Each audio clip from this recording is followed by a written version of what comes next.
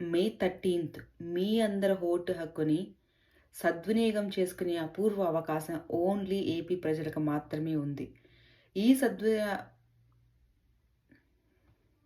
అందరికీ నమస్కారం. ఈరోజు నేను మీ ముందుకు ఎందుకు వచ్చానంటే, స్పెషల్గా ఆంధ్రప్రదేశ్ ప్రజలు మీ ఓటు హక్కుని తప్పకుండా వినియోగించుకోండి. మీ ఓటు హక్కుని ఎవరికి వెయ్యాలి అని మీరే నిర్ణయించుకోండి.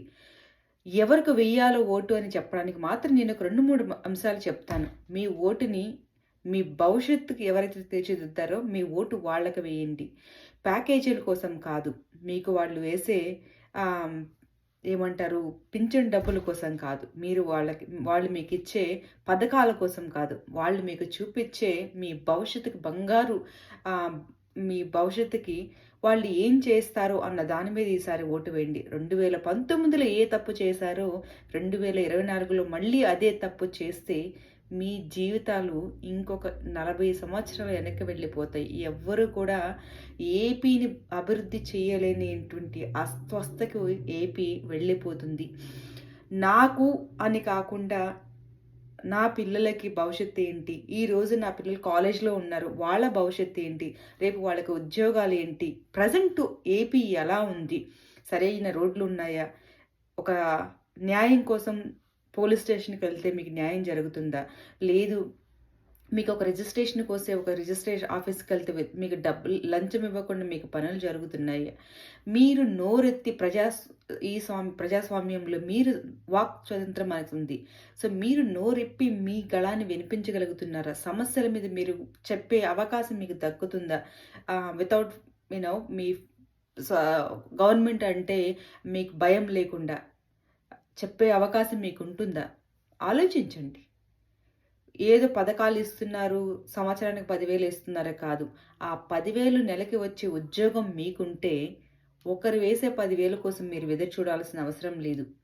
అండ్ ల్యాండ్ టైటిలింగ్ యాక్ట్ గురించి మాట్లాడుతూ సీఎం గారు ఒక మాట చెప్పారు. ఏంటంటే, మీకు భరోసా కల్పిస్తూ దానికేమన్నా అయితే మీకు కాంపెన్సేషన్ గవర్నమెంట్ ఇస్తుంది అని.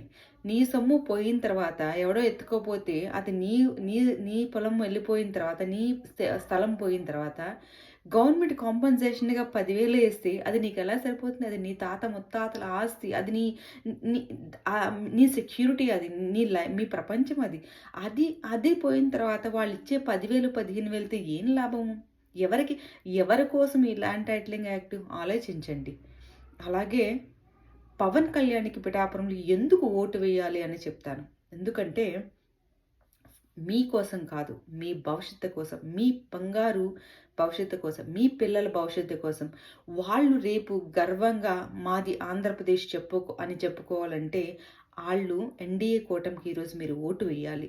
రేపు మా రాజధాని పలానా హైదరాబాద్ ఎలా తీర్చిదిద్దారో రేపు అమరావతిని ఎలా తీర్చిదిద్దాలి అంటే ఈసారి చంద్రబాబు నాయుడు గారికి ఒక అవకాశం ఇవ్వాలి. ఎందుకంటే ఆయన అన్నీ అనుభవించారు. 14 సంవత్సరాలు ముఖ్యమంత్రిగా చేశారు. ఇన్ని సంవత్సరాలుగా ఆయన అపోనెంట్‌గా పనిచేశారు. ఆయన అనుభవించిన పదవి లేదు, డబ్బు లేదు, అన్నీ ఉన్నాయి. కాకపోతే ఈ వయసులో ఏదైనా చేయగలడు అమరావతికి అంటే ఆంధ్రప్రదేశ్‌కి అంటే అది చంద్రబాబు నాయుడు గారు. ఎందుకంటే తను ఆల్రెడీ ఒక్కసారి డెవలప్ చేసి చూసారు. తనకి ఎక్స్‌పీరియన్స్ ఉంది. అండ్ ఎక్కడి నుంచి నిధులు తీసుకురావాలో, ఎక్కడి నుంచి ప్రాజెక్ట్స్ తీసుకురావాలో ఆయనకి తెలుసు. ఎందుకంటే ఆయన తీసుకొచ్చారు.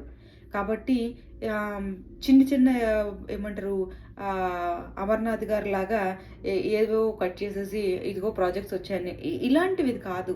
రియల్ టైంలో చేసి చూపించారు. అండ్ ఈ దశలో ఖచ్చితంగా ఈ ఏజ్‌లో ఏపీకి ఏదో చెయ్యాలి, తన నేమ్ తర్వాత he has to left behind అని ఖచ్చితంగా చంద్రబాబు నాయుడు గారు చేస్తారు. కాబట్టి మీ ఓటుని తప్పకుండా ఎన్‌డీఏ కూటమికి వేసి మీ భవిష్యత్తుకి మీరే ఈరోజు ఒక పునాది రాయిని వేయాలి. ఈరోజు వేయకపోతే మీ తర్వాత ఎంత బాధపడ్డా కూడా నోబడీ కెన్ చేంజ్ ఎనీథింగ్. కానీ ఈరోజు మీరు మీ ఓటుని కనుక కరెక్ట్‌గా ఆలోచించి, మీ అందరి భవిష్యత్తు కోసం, మీ పిల్లల భవిష్యత్తు కోసం మీరు ఆలోచించి గనక ఈరోజు ఒక్క నిమిషం ఆలోచించి ఓట్ నిప్పులాంటి ఎన్‌డీఏ కూటమికి వేశారంటే రేపు మీ భవిష్యత్తు బంగారం అవుతుంది. సో, దయచేసి ఓట్ ఫర్ ఎన్‌డీఏ కూటమి.